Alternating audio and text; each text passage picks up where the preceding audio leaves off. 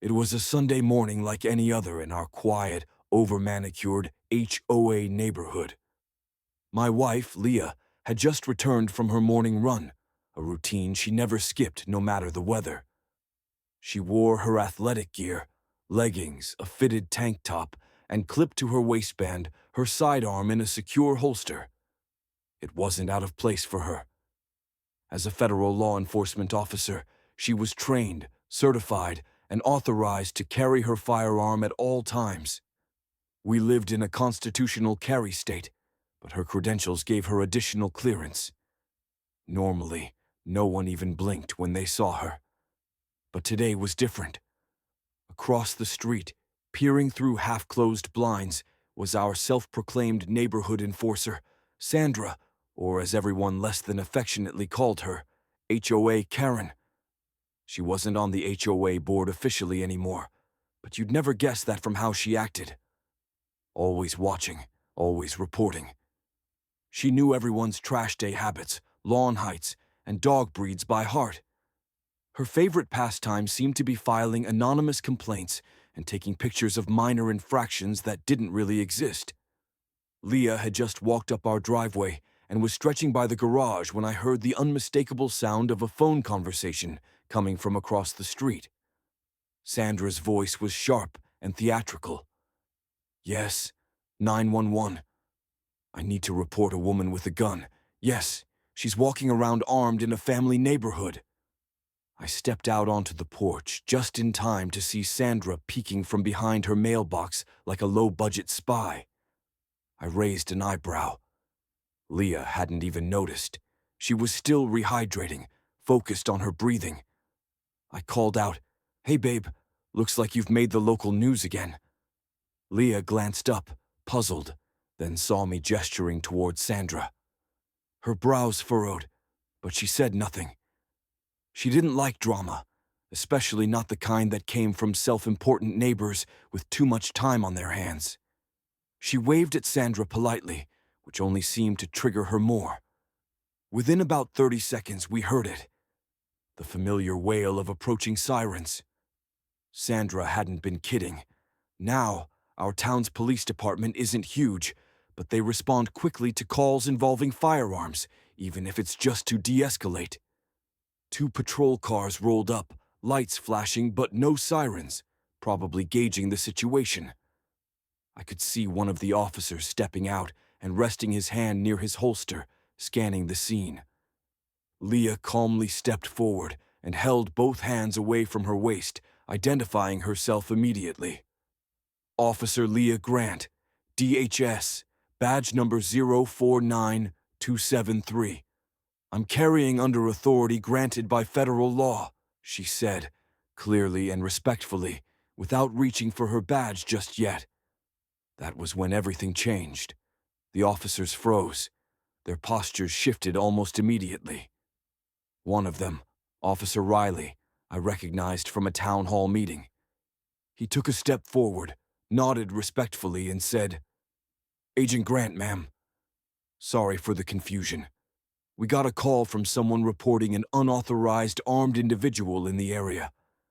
Leah reached slowly into her pocket and pulled out her badge and credentials, extending them without hesitation.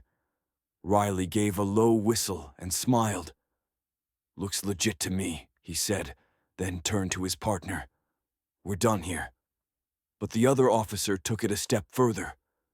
With a respectful glance, he raised his hand in a brief salute, not out of obligation but out of genuine respect. Leah returned the gesture with a nod. Across the street, Sandra looked like she'd just swallowed a lemon whole. The cops didn't reprimand us. They didn't give us a warning. Instead, they turned to Sandra and began asking questions, specifically why she made a false report of a dangerous person in the neighborhood, which could have escalated into a deadly situation. She stuttered, backpedaled, tried to spin the story. But the officers weren't buying it. "We don't appreciate false or misleading calls, ma'am," Officer Riley said sternly. "That wastes valuable resources and could have endangered lives." Leah and I exchanged glances. It was the first time in months that someone had finally held Sandra accountable for her nosiness. But this was just the beginning. Sandra didn't like to lose, and when people like her feel embarrassed, they don't back down, they double down. Part 2. The police cars rolled away, tires crunching softly over the gravel, their lights fading into the distance within moments. Leah and I stood in silence for a beat, the tension dissipating like a balloon slowly deflating. Her posture relaxed, though my pulse still hammered in my ears. The quiet that followed felt strange, too deliberate, too still, as if the neighborhood was holding its breath. I glanced at Leah. Her face was thoughtful, composed, strong. She brushed a bead of sweat from her forehead and cracked a half-smile I recognized instantly. Weary, professional, emotionally contained. I reached for her hand, squeezing gently. She'd handled the confrontation with calm authority, her instincts sharp, her training evident in every move. Even without her uniform, without showing her credentials until needed, her presence commanded respect. A few neighbors emerged from behind curtains or front porches. Some lingered, exchanging cautious glances. A couple of kids on bikes slowed to get a look, but veered off when they saw me and Leah watching. The air smelled faintly of freshly mowed grass and the late spring sun warming asphalt. Everything looked serene, provenance of suburban order. Except Sandra. She stood on her lawn, arms folded like a mercenary sentinel, lips tight. Her eyes flickered with something heated, not fear, but frustration. She hesitated, looked toward Leah and me, then stormed back into her house, slamming the door. There was always a loud, performative flair to her moves. Leah and I exchanged a reflexive laugh, the kind that shook off adrenaline. Neighborhood drama queen can't handle when reality doesn't back her fairy tales, she said quietly, but I heard it clear. That night over dinner, we reviewed the day's events. We talked tactical, not merely recounting what happened, but discussing how it could have gone differently. Always planning, always improving. It was natural for us. She spoke of the call. As soon as she said gun, I knew they'd come. In my head, I started thinking, what's the safest, most transparent way to handle this in under 60 seconds? She paused, took a sip of water. I wanted them to know exactly who I was. I didn't want them guessing, not even for a second. There was vulnerability in her candor. She wasn't just trained to respond, she was trained to reflect. She's going to escalate this, I warned, if only to save face. We both knew the pattern: embarrassment, then retaliation, especially with someone like Sandra. That evening, as dusk settled, I checked the HOA message board online. Within hours of the police departure, an anonymous post appeared.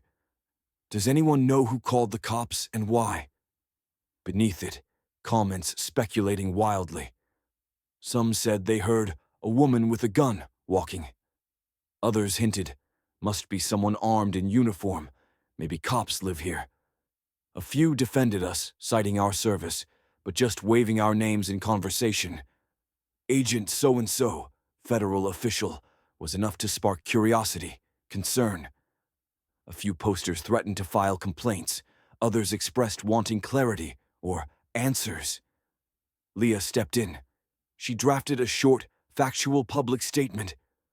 On July 13th, 2025, a neighbor called 911 reporting a woman with a firearm in the neighborhood. Officer response was immediate. When officers arrived, my wife, Agent Leah Grant, identified herself as a federal agent and showed her badge. No violation occurred. Any further escalation beyond filing a false 911 report is an abuse of emergency services. She posted it under our name, calmly, without personal animus, just facts. The HOA board didn't like being involved, and any official notice came back under review. They deferred to the local authorities who had already assessed the situation on scene. Their bylaws did not prohibit lawful carry, especially for credentialed federal agents. It felt small, doing this in writing. But in our experience, a clear, timely statement is often more powerful than emotional escalation. Still, we couldn't leave it at that. Later that week, I received a call from the police chief. He invited us to the station for a brief meeting to discuss the incident. No charges were filed against anyone, but the department took both the false call and the making of it seriously. We went in together, Leah in civilian clothes, badge in pocket, me in my jeans and casual shirt. Inside the station, in the chief's office, we met Chief Ramirez, a composed, seasoned leader, and Officer Riley, the one who had saluted Leah. The room smelled faintly of coffee and paper, authority, and things to be decided. We sat across from them at a round table, informal but purposeful. "Thank you for coming in," Chief Ramirez began. "We take false reports very seriously. They're not only dangerous, they erode public trust." He turned to Officer Riley. "Can you recap what happened?" Riley did. He described Sandra's report as alarmingly vague. Just some woman walking with a gun. But that triggered protocol. He recounted Leah's identification, how quickly the situation shifted, the professionalism on scene. He noted that, although public perception often expects tense conflict in police responses, this one de-escalated quickly thanks to Agent Grant's composed actions. Then the chief addressed us. "We're aware you hold federal credentials. No laws were broken. We're not pursuing criminal charges, but we'll be issuing a formal reminder to the caller about misuse of 911 services. It could result in a misdemeanor claim if repeated." Leah exhaled. That misdemeanor claim phrasing carried weight. Sandra would feel that. I put a hand on Leah's shoulder, wordlessly offering support. We left the station with copies of letter templates from the department. They intended to send them to Sandra, an official warning, and they offered to take us off the callback list if we ever suspected frivolous calls. It wasn't about favor. It was protection of civil trust. That's public service. Outside, a midday sun warmed the lot. We stood near our car. I asked Leah if she was okay. She tucked her badge away. A breeze stirred. She said, "I wish people didn't assume the worst, that they'd trust that someone in a uniform carries for protection, not spectacle." The weeks that followed were a mix of calm and cold shoulders. Some neighbors tried small talk, awkward, guarded, almost as if testing the waters. Others whispered, some called, asking for clarification. There was curiosity, but little direct support. The HOA board sent a newsletter with a rule reminder. Residents should avoid public speculation and base comments on verified facts. A veiled caution, but clear enough. Sandra responded, no direct apology, but she posted a lengthy rebuttal on a local parent group page describing her version of events. A strange woman she suspected was acting like a security force, maybe federal, walking unidentified. She demanded background checks, safety audits, community transparency meetings. Her tone was indignant. Some neighbors echoed her concerns. Leah and I decided not to mirror tone. Instead, we organized, quietly, thoughtfully. Leah contacted her department's community outreach liaison. We arranged a small neighborhood safety event, a Q&A, nothing flashy, respectful, focused on educating residents about lawful carry, de-escalation protocols, mental wellness, and 911 use. It offered water bottles, info pamphlets, panels with our local officers, and Leah presenting her role, her commitments, not as spectacle, but public service. The invitation went out under HOA channels. Some RSVP'd politely, others ignored. On the day, maybe 20 people showed up. Enough to question stereotypes, hearsay. enough to begin rewriting the narrative. Sandra declined the invitation, writing instead that everyone is entitled to know what happens in public spaces. Leah addressed the small crowd, armed only with honesty and demeanor, not even her badge on display. She shared why she carries, what her duties entail, emphasized clarity over fear. Afterwards, neighbors asked questions, some awkward, some probing, others grateful. One elderly couple shared relief. They'd been shaken by earlier speculation. Kids, parents, retirees, they listened. That night in our living room, Leah and I reflected again. We spoke of the cost, not financial, but emotional fatigue. Being visible, credentialed, trained didn't make daily life easier. It made you hyper-visible. You might be respected or resentfully noticed. A neighbor called to apologize. Another asked how they could support and say something if it happens again. The public statement remained on the HOA board. It had quiet traction. Comments from neighbors appeared. Apologies, support, constructive dialogue. The board agreed to add language reminding everyone that making emergency calls based on assumptions violates community policy. Not singling anyone out, but principle. It felt incremental, but also real. Still, rumors floated. Sandra fumed quietly. A subtle tension lingered in the manicured lawns and periodic mailbox glances. The unspoken message was clear. Social standing in this microcosm hinged on who writes which emails, who attends which meetings, whose voice carried weight. We braced for the next ripple. That's the reality when policing your life isn't a choice but a professional responsibility, and when personal space collides with public curiosity. The story was still unfolding. It started with a letter, not a printed flyer or HOA-wide memo this time, but a personal, sealed envelope tucked into our mailbox, addressed to the residents of 117 Cloverwood Lane. No return address. The handwriting was tight, all caps, the kind you see when someone's trying to appear neutral, but is just barely containing themselves. We stood in the kitchen, envelope on the counter like it carried poison. Leah didn't want to open it, but I insisted. Ignoring it wouldn't make it go away. Inside was a 2-page typed letter. No signature. It opened with, "It's been brought to the attention of several concerned neighbors that the presence of firearms, even if legal, can be distressing to families with children." It went on to suggest that Leah consider the image she projects, that while her authority may be respected in government circles, this was a family neighborhood, not a battlefield. Leah didn't finish reading. She folded the letter, slid it back into the envelope, and dropped it into the drawer next to our kitchen sink. "They're not afraid of the gun," she said. "They're afraid of me not needing their approval." And she was right. This wasn't about legality or safety. It was about control. Appearances. A woman walking confidently with a sidearm wasn't something this neighborhood knew how to categorize. Add the fact that she outranked every HOA member in terms of federal authority, and it was more than they could process.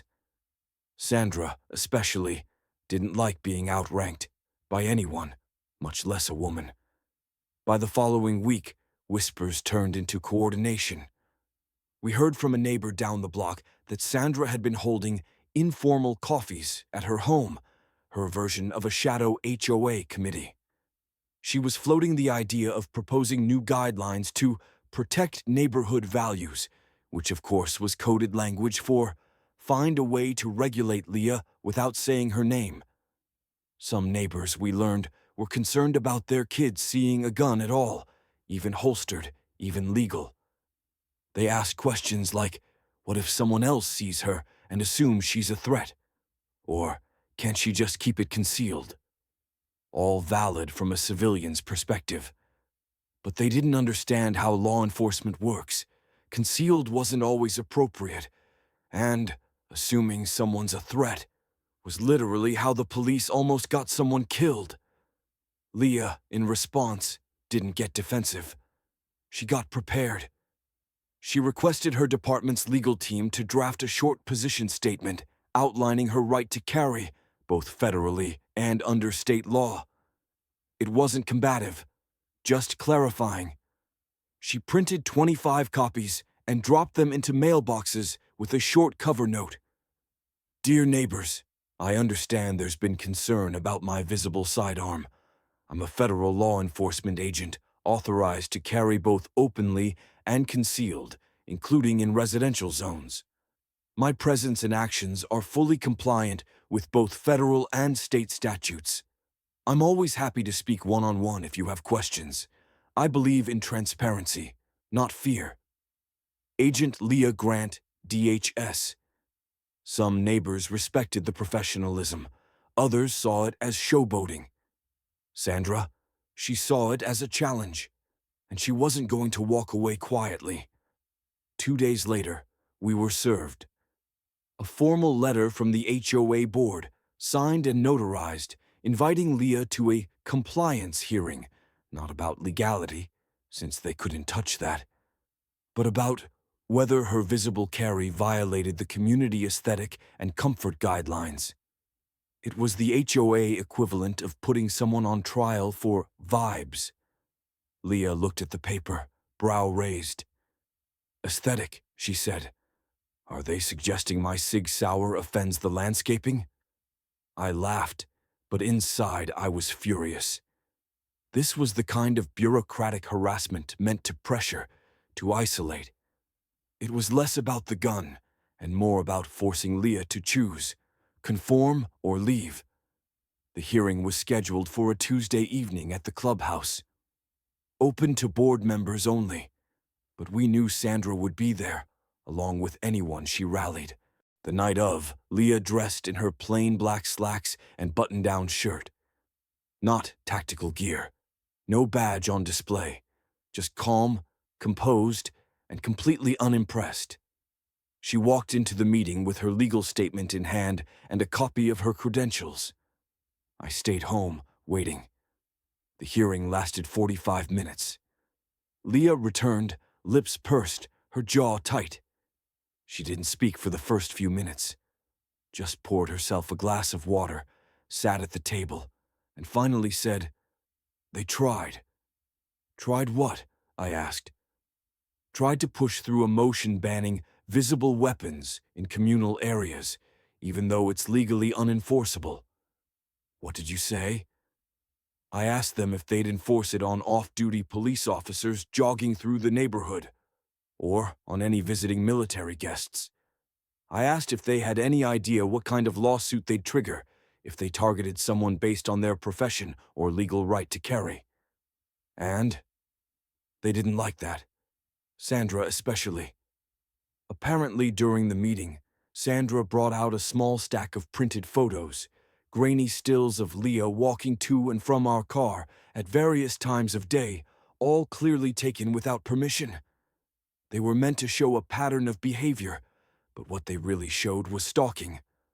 One board member pushed back, asking Sandra directly, "How did you get these?" She didn't answer.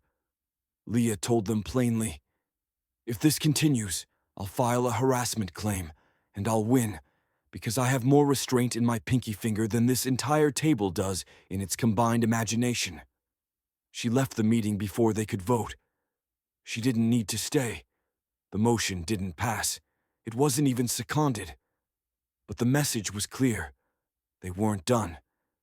That weekend someone egged our mailbox. Just ours. No proof of who did it, but the implication hung in the air like smoke. A red ribbon tied around the flagpost the next day, a known symbol among some online anti-government forums, only confirmed the hostility. Leah didn't respond with fear. She responded with documentation. She logged everything: dates, times, photos. She filed a report with her department and shared a copy with the local precinct. Officer Riley followed up personally. "They're pushing," he said, standing in our driveway, his hand resting on the hood of his cruiser. "But if they cross the line, we'll be right there." Some days it felt like we were living in a pressure cooker made of vinyl siding and gossip. HOA neighborhoods like ours are supposed to be the epitome of quiet, controlled suburban life. But once control becomes obsession and fear becomes leverage, even the safest-looking cul-de-sac can turn into a battlefield of passive aggression. Despite it all, Leah remained calm. She didn't alter her routine. She jogged, she carried. She waved to neighbors, even when they looked away. And the irony, some of them, quietly in private, thanked her. A retired Air Force colonel 3 houses down dropped by one night. He stood awkwardly on our porch, holding a 6-pack of beer, and said, "Not all of us think you're a threat, Agent Grant." Then the turning point came. Not with confrontation, but with an accident. Sandra's dog, an aging poodle with a bad hip, got loose late one night. A coyote was spotted in the area just the week before. Leah found the dog near the wooded trail at the back edge of the neighborhood, curled up and shivering. She brought it home, fed it, and called animal control to report a found pet. Next morning, Sandra came to the door. For the first time, no performance, no clipboard, no lectures, just an older woman with messy hair and red-rimmed eyes. She didn't say thank you, not directly. But she took the dog, nodded stiffly, and said, "Guess you're not just for show." Leah only said, "I never was." Then she closed the door, and we never spoke of it again. The hostility didn't vanish, but the temperature dropped, and sometimes that's enough to call it a win.